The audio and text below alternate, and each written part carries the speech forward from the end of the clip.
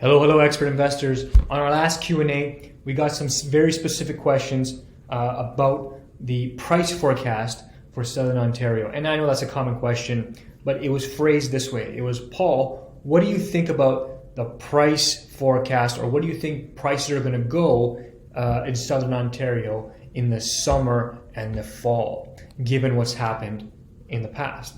And worded like that, it's a bit of a different answer. I'll tell you what.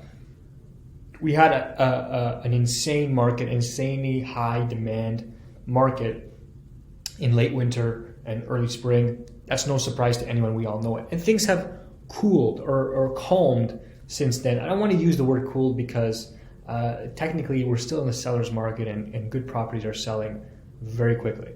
There isn't 35 offers anymore. It's more like 2 or 3, which is fine. But there is still a seller's market out there. So where do I think things are going to go? And to give you a proper answer, a proper eloquent answer, we've got to examine some data to see what's going on. And I'll give you my real answer. Okay, let's see. So let's take a look at this data here. So these are TREB statistics, Toronto Real Estate Board. And let's take a look at the year-over-year summary here. So 2020 is sales in the month of May, 4,600. Change in 2021 to 12,000. So 160% increase. That's a lot. Okay, that's almost triple. That's insane. And I'm not saying it's a good thing or a bad thing, but think for a second. Let's figure out the story here. In 2020, what was the world like? The world was a bit of an uncertain place in May 2020. We were just getting news of a pandemic. People were uncertain. A few people were leaving the house to go buy properties. Sales came down, right? And since sales have increased, as people realize that there is nothing to worry about, you can still buy real estate, and real estate is a pretty good investment. Okay, now that doesn't tell the whole story. Let's look at the new listings. Again, listings down in May 2020, 9,000, up double to 18,000. That's people's trust in the market. They see sales are happening, prices are increasing. They're trusting the market to give them the price they want. They're coming online, okay? And active listings currently about the same. So you can see by this statistic that even though listings were down and sales were down, the active listings were about the same in 2020 as in 2021, meaning sales were slower. Sales were slower because there was more active listings. And look at this. We're seeing 18,000 new listings, but only 12,000 active. So that's telling me that the demand is through the roof. There's less active listings than there are new listings. So that means before the measurement can take place, the properties are selling, and the demand is incredible. Okay, this is an obvious one, why I'm saving it for last, is the average price has increased, almost $250,000, a 28% increase year to year. Now, that doesn't measure all asset classes in every city. This is only Toronto Real Estate Board statistics, but it is a telling feature of what's going on. Average days on market, like we said, things were taking longer to sell because of the uncertainty. 24 days versus 11 days in 2021. And average days on market, 32 versus 15. So half. So those are big numbers, and that tells us demand is through the roof. Now, we can look at a bunch of macro statistics, but we've seen them. We know there's demand for Canadian real estate. I wanted to show you the bare bones stuff, the actual sales that are turning over, that are measuring the demand. Okay, this is why I believe is important. So the demand is there. Demand for housing, check. We know what's going on. There is demand. Whether it be continued demand, given what I see here for summer and for fall, 100% yes. Okay, supply. Let's see what's going on. So back to here. So we're seeing new listings. So this is a part of supply. This is a measurement of supply, but we're seeing active listings come on at 12,000. Now, how can you have 18,000 new listings but only 12,000 active? That means at the time of measurement, a bunch of sales happened. So things are selling so fast that they can't even measure them. or they can't measure them to put them in the active listing category.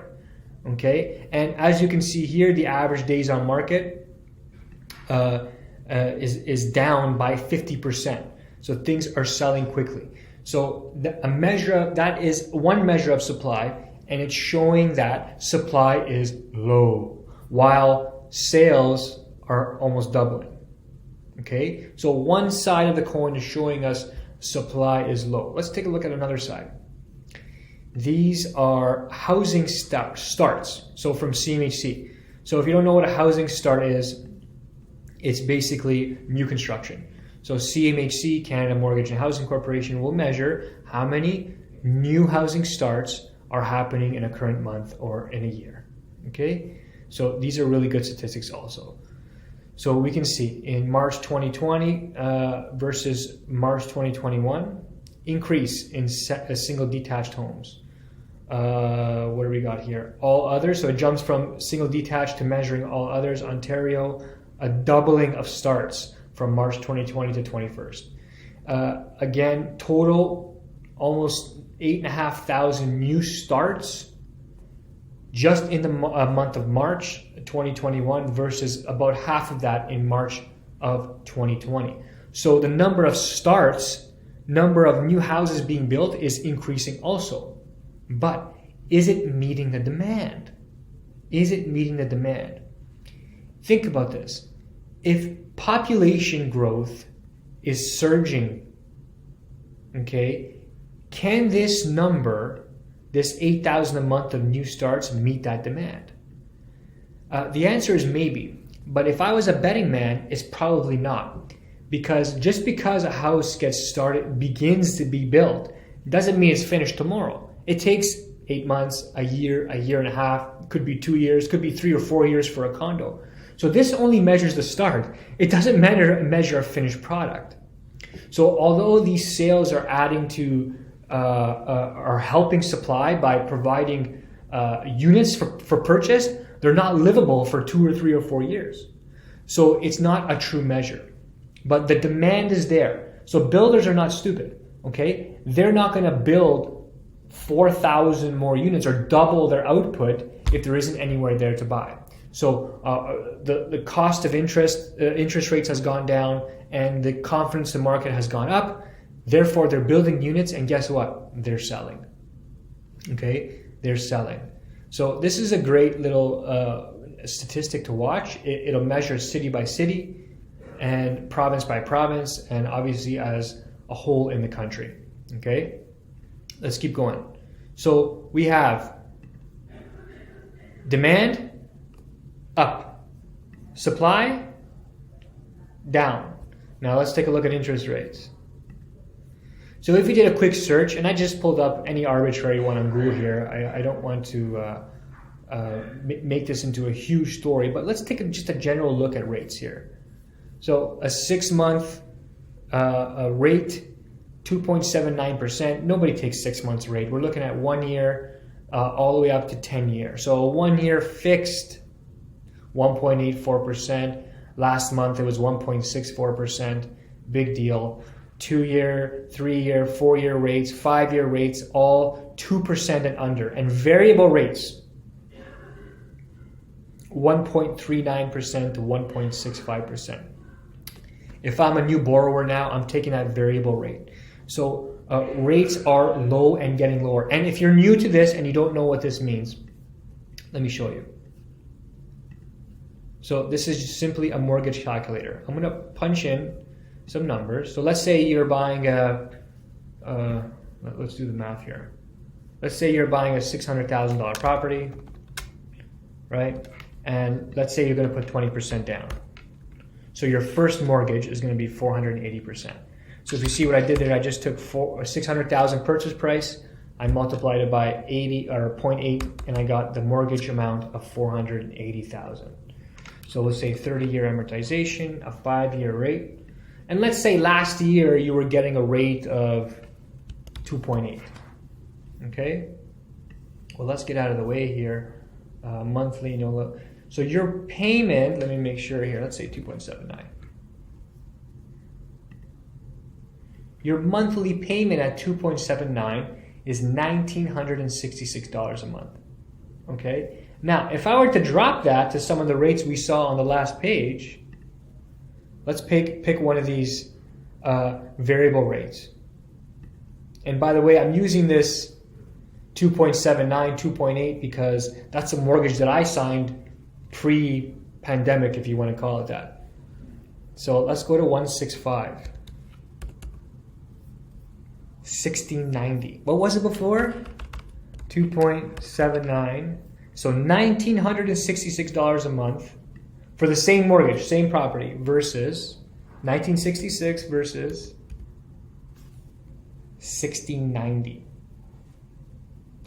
Okay, it's almost $300. Let's see it again.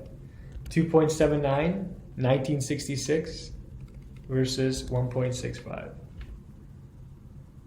Okay, just shy of $300. So you're literally saving $300 per month just by getting a lower rate. That is significant for most people, but the way the human mind works is they're not necessarily going to say, wow, I saved $300. No, they're going to say, I can afford that $300. Why don't I buy a bigger house and spend $300 more to get more square footage? So instead of 600,000, they're buying 650 or 700 and pushing that price up with multiple offers because they can afford it. And the market is absorbing this extra demand that way because there is low supply. Okay, so that is a rough run through of some of the high level statistics that we're watching. So what's it all mean?